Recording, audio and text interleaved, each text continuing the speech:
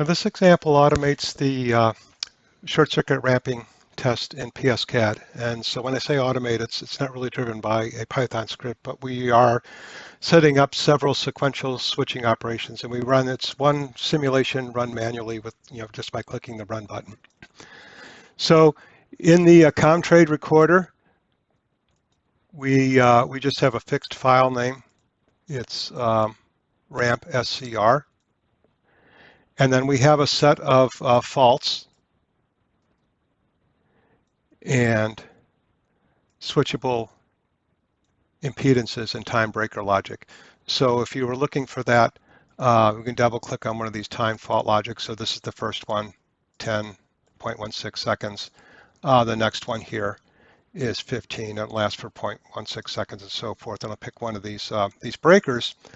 These breakers are the ones that open and close. So pick one in the middle here, breaker number 4. It is going to start open, and then it's going to close at 20.08 and open at 25.08. And so we have those stacked up in sequential order. And we could go ahead and click the run button. It doesn't take that long, but I won't record that on video. We'll just skip straight to the post-processing. So here we're ready to plot the results of the simulation.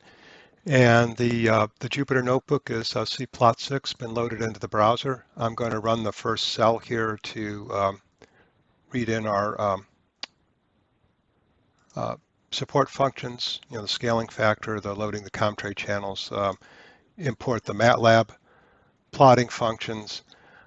We are configured for PSCAD import for Solar 6. Let's do that. This next cell is going to actually read. It's just, in this case, it's one case. I did add, it's going to help us a little bit to have the frequency initialized at 60 Hertz for PSCAD. It's kind of cosmetic. And here is the case plot.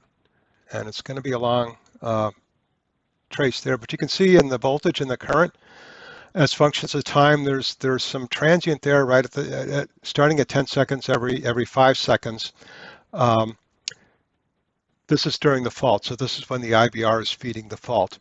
And when the fault is cleared and those currents go down, the voltage comes back and the power comes back. So it's riding through each one of these, and that's great. It's doing better than expected.